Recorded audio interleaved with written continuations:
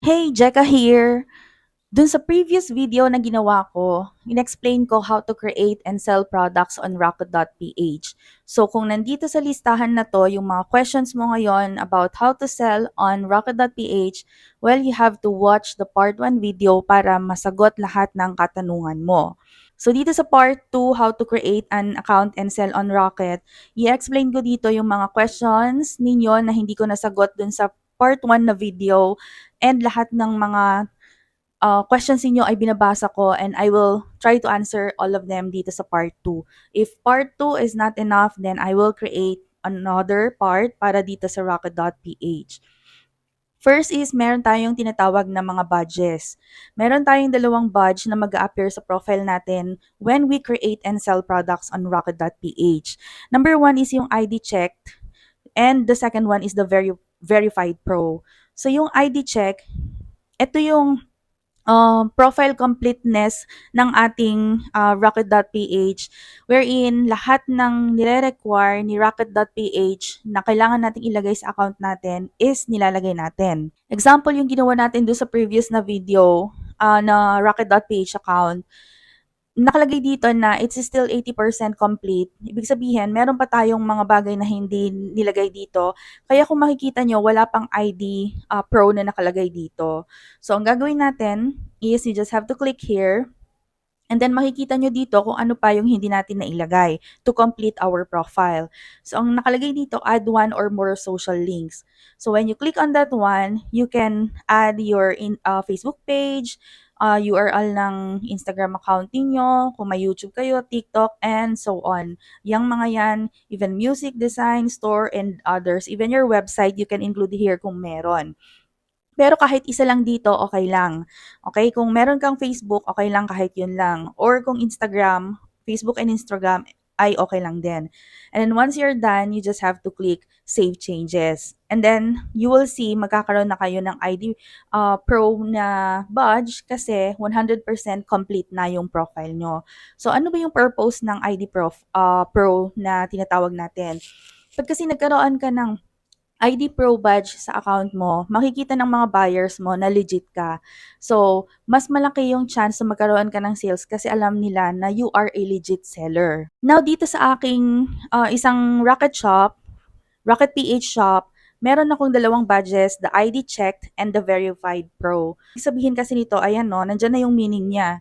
This Rocketeer's identity has been verified through a government ID check. And then yung verified pro naman, this Rocketeer had been verified by Rocket for quality and expertise. As of this year, kailangan mong ma-meet yung requirements nila. And I will show you kung ano yung mga requirements na yon in order for you to get the verified badge. So for service providers, meron nakalagay dito na requirements. You have to complete your profile to 100%, upload a clear profile picture, include a relevant and appealing cover photo, write a comprehensive and informative bio that highlights your roles, your services, including samples, and then your link to your curriculum vitae or portfolio, socials, or any proof that demonstrates your abilities and experience in your chosen roles. For product sellers naman, ganun din, you have to complete your Rocketship profile, upload a clear profile picture, and so on. So ngayon, kung gusto ninyong i-contact yung rocket.ph to request for your verified pro badge, you just have to simply follow the requirements dito and make sure na meron kang at least 3 proof of customer satisfaction or sales. And then, after that, you just have to go to their support chat and then makikita nyo naman dito here, ilagay nyo lang yung pangalan nyo, your email address, and then ilalagay mo dito yung concern mo na you want to get the verified Pro badge. Make sure that you include here your Rocketship link.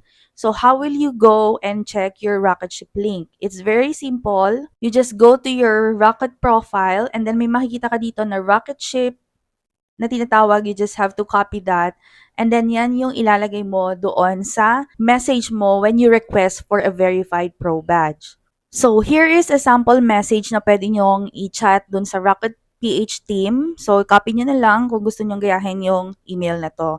And then you just wait for the email of rocket.ph. Hindi ko alam kung aabot pa siya ng 48 hours, Pero you just wait for the email dahil mabilis naman mag-respond ang Rocket PH team. And then pag approve na yon, makaka-receive ka ng email na verified na yung iyong account. So magkakaroon ka na ng verified pro account, and ibig sabihin nito is you are a verified Rocketeer because of your quality products and because of your expertise. Next question. Kung gusto nating ibenta yung products natin, ano yung link na isi-send natin sa buyers? It's very simple. You just go to your profile and then i-open mo lang yung Rocketship link mo. And then from your Rocketship link, tignan mo lang dito, check mo lang dito yung product na gusto mong ibenta specifically sa isang buyer. You just have to click on that and then copy nyo lang yung URL and then yan yung ibibigay nyo dun sa inyong buyer. Take note, na whenever you edit the title of your product or services, nagbabago din yung URL. Because me myself, I have experienced this one. Meron akong ginawa na product, tapos kinopy ko na yung URL niya, and then sinend ko na yon sa lahat-lahat ng aking social media pages. And then the next day, I changed the title of my product, pati yung URL ay nagbago. So, naging invalid na yung link niya. So, I have to edit again yung mga sinend ko dun sa mga social media pages. Kaya, my tip for you is when you create your title, as much as possible, wag na ninyong i-edit. Ngayon, aside from the specific product or service na gusto nyong ibigay, ano naman yung ibibigay nyo dun sa buyer kung gusto nilang i-check yung mga products and services mo? It's just very simple. Yung pangalan na nilagay mo or yun yung Rocketship na tinatawag natin, eto lang mismo yung isi-send nyo. So, pag in-open nila yan, makikita na nila yung mga products and services na ino-offer mo. So, you just have to copy the URL and you send that to your buyer. The next question you might be asking is, so kapag naglagay na tayo ng digital product sa Rocket.ph, paano natin isi-send yung binili ng customer natin? Or kung halimbawa may bumili ng product mo, so paano masisend sa kanila yung product? Actually, there are two ways and ipapakita ko dito sa inyo sa demonstration paano yon nasisend dun sa buyer. So, example, this one is our Rocket account. Ito yung ginawa natin sa previous video. Nilagay natin dito yung file. Okay? If you remember that, panoorin nyo na lang yung part 1 video kung paano natin ito ginawa. Nag-upload tayo ng PDF and then sa PDF na to, nandito yung template link. Kung hindi nyo alam kung anong template link, ipanoorin nyo na lang yung part 1 video para mas maintindihan ninyo. So, ibig sabihin nito, ito yung matatanggap ng customer. Now, I will open my other Rocket Shop.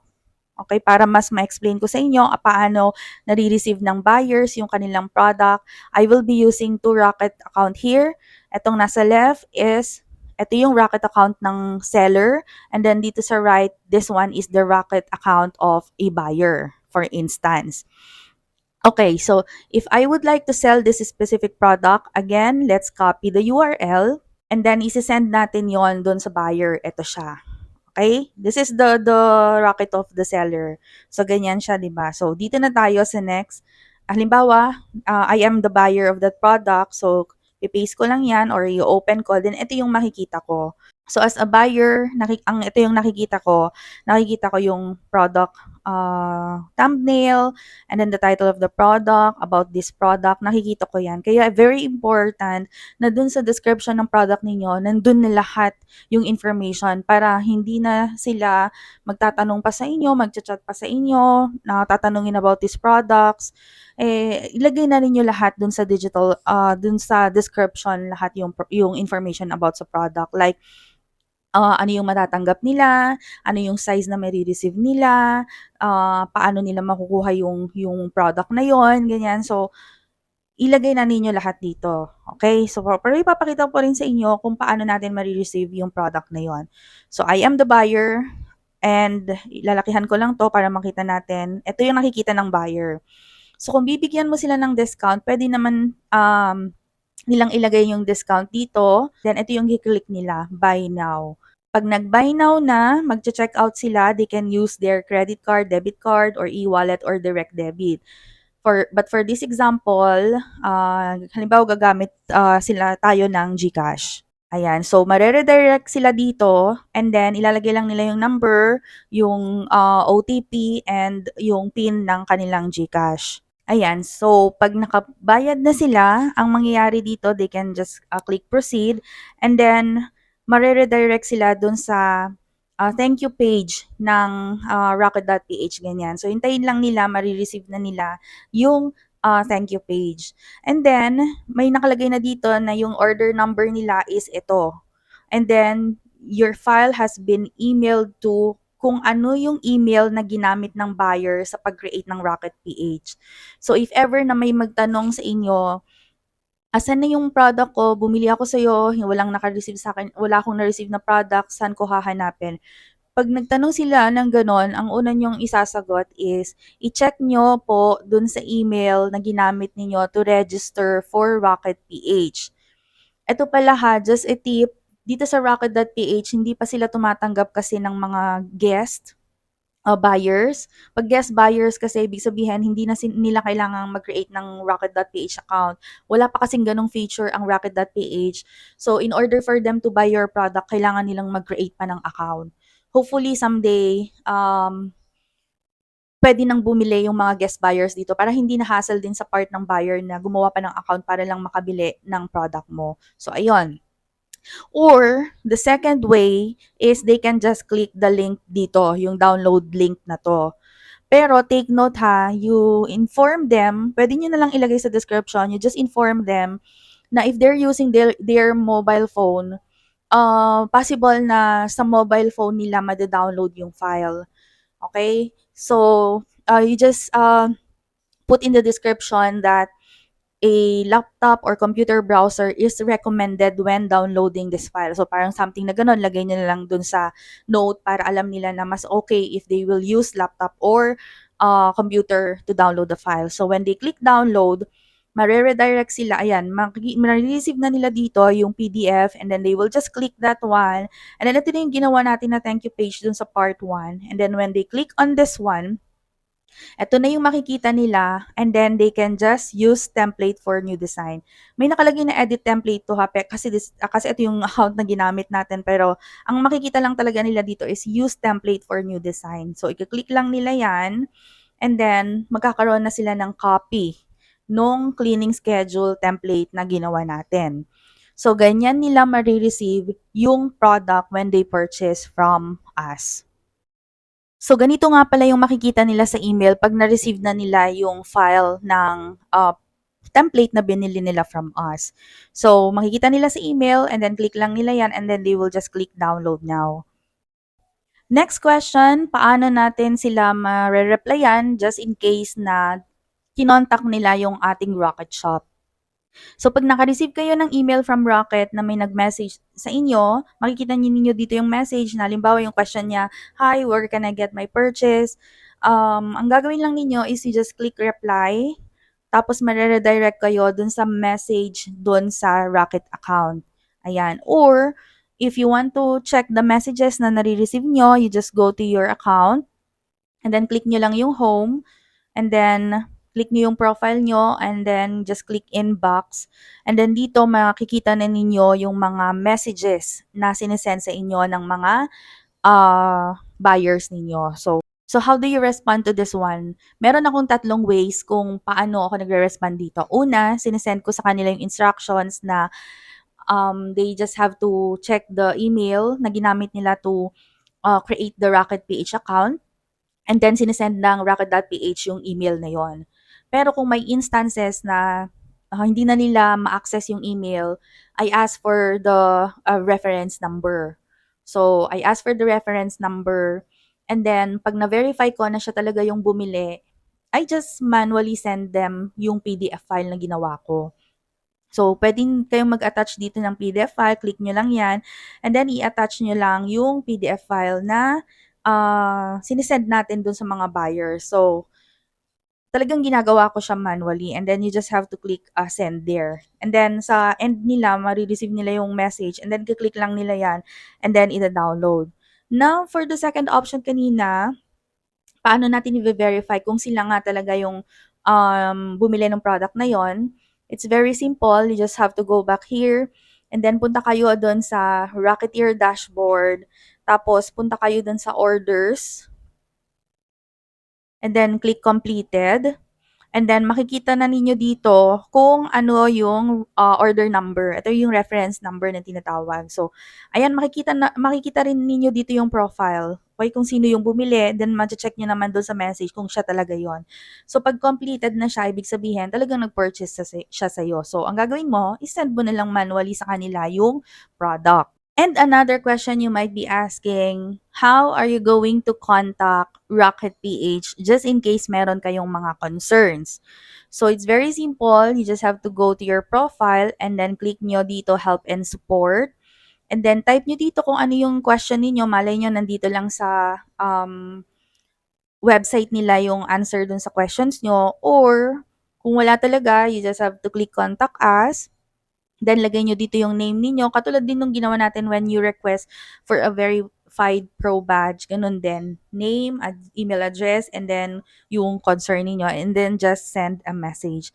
And then you will receive an email from them na natanggap na nila yung concern niyo, yung email niyo, and then you just wait for their response. Usually, it will take less than 24 hours naman to respond. And, mabilis naman yung ano nila, yung sagot nila once na nag-start na kayo ng, email thread, from them. They will respond immediately 'pag nabasa na nila yung email ninyo.